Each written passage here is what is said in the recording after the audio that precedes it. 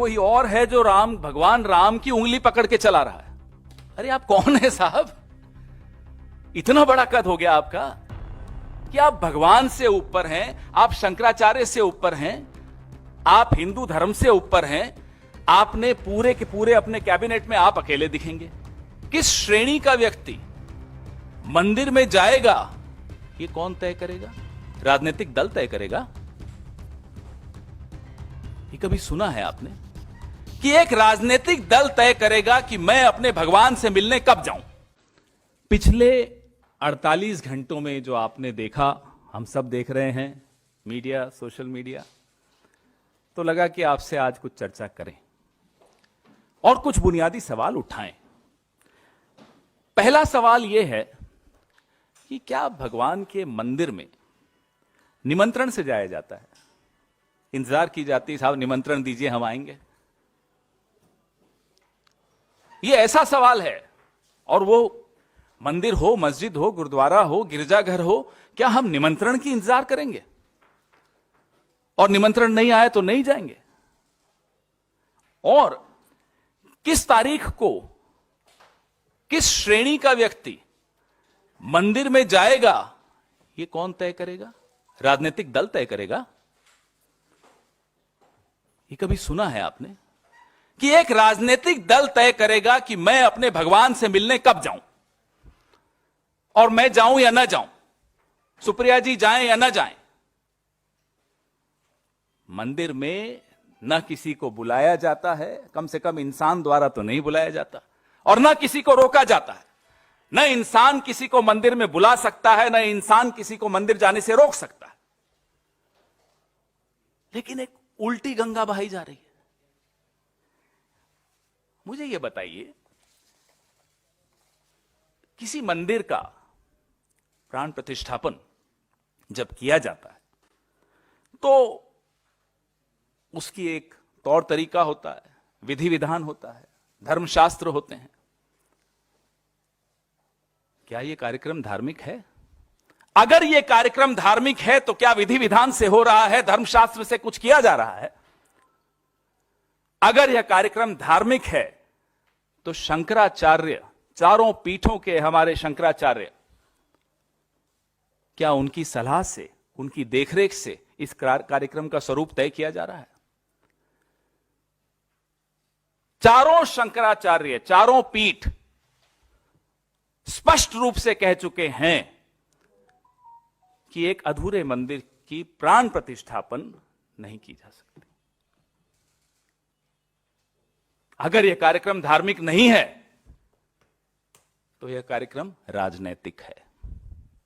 एक राजनीतिक दल, अभी यहां आने से 5 मिनट पहले एक प्रवक्ता उनका ट्वीट करता है, बीजेपी का पूरा फुल फॉर्म, जिसको जोड़ता है सीधा सीधा उस दिन 22 तारीख से।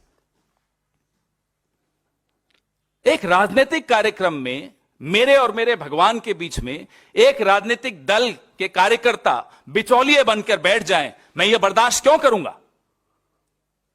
I do not need a middle man between me and my God. इससे ज्यादा बड़ा पाप नहीं हो सकता। भाई, आप पूरा एक संघ, पूरा एक संगठन अपने आप को मेरे धर्म का ठेकेदार बनाकर बैठा हो और विधि विधान में उनका विश्वास न हो, पूरी की पूरी इनकी आईटी सेल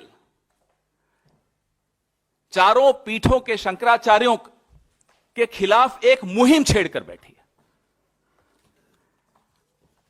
इस पूरे प्रायोजन में, इस पूरे आयोजन में कहीं भी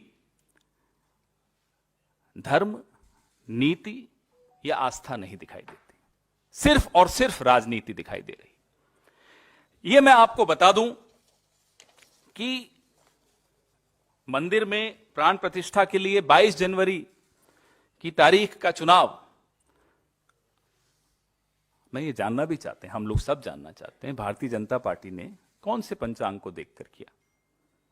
यह तारीख का चुनाव नहीं हुआ है, चुनाव देखकर तारीख चुनी गई। यह अंतर है, यह स्पष्ट है। एक आदमी के राजनीतिक तमाशे के लिए हम अपने भगवान और अपनी आस्था के साथ खिलवाड़ होते हुए कैसे देख सकते हैं?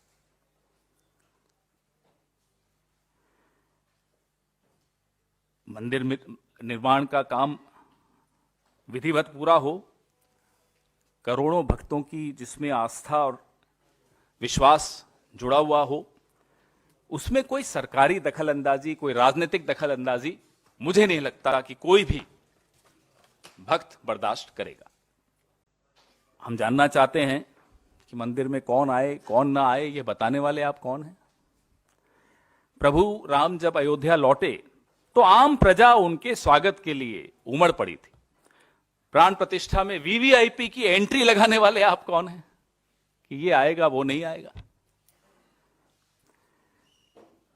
जब हमारे जो सर्वोच्च धर्मगुरु हैं हिंदू धर्म के, वो विधिवत रामनवमी को प्राण प्रतिष्ठा करना चाहते थे, तो फिर ये पूरा कैमरों की फौज लेकर आधी अधूरी प्राण प्रतिष्ठा करने वाले आप कौन हैं? ये हम बार बार पूछ रहे हैं। हैरानी की बात है, बचपन से सुनते आए कि भाई राम की वजह से हम इस दुनिया में आए, उनकी उंगली पकड़कर चलते हैं हम। लेकिन हमने विज्ञापन देखे कि कोई और है जो भगवान राम की उंगली पकड़ के चला रहा है। अरे आप कौन है साहब? इतना बड़ा कद हो गया आपका कि आप भगवान से ऊपर हैं, आप शंकराचार्य से ऊपर हैं, आप हिंदू धर्म से ऊपर हैं। आपने पूरे के पूरे अपने कैबिनेट में आप अकेले दिखेंगे, चुनाव आयोग पे आप नियंत्रण करेंगे, मीडिया पे आप नियंत्रण करेंगे, सीएजी आप नियंत्रण करेंगे, अब धर्म क्षेत्र में भी आप ही नियंत्रण करेंगे। वहां भी खत्म, वहां भी एक ही चेहरा दिखेगा। क्यों? आप कौन हैं? यही हमारा सवाल है। आप हैं कौन? अपने आप को जो भगवान से ऊपर बना ले। और हमारे कुछ साथी मीडिया के बड़े चिंतित हैं, पिछले 48 घंटे से बहुत चिंतित हैं और हमलावर हैं हम पर कि साहब ऐसा निर्णय ले लिया कांग्रेस ने, 2024 में नुकसान करा दिया। तो मानते हो ना कि ये नफा नुकसान चुनाव का देखा जा रहा है? मानते हो ना? कांग्रेस को क्या करना है क्या नहीं करना, कांग्रेस वो कर रही है। आप लोग अपना काम नहीं कर रहे।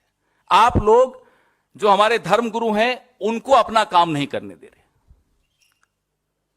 तो आप अपनी चिंता कीजिए, हमारी चिंता मत कीजिए। शंकराचार्यों को नाराज करके सरसंघचालक जाएंगे, वहां बैठेंगे, वो प्राण प्रतिष्ठापन उनकी देखरेख में प्रधानमंत्री जी करेंगे। ये कौन सा आयोजन है?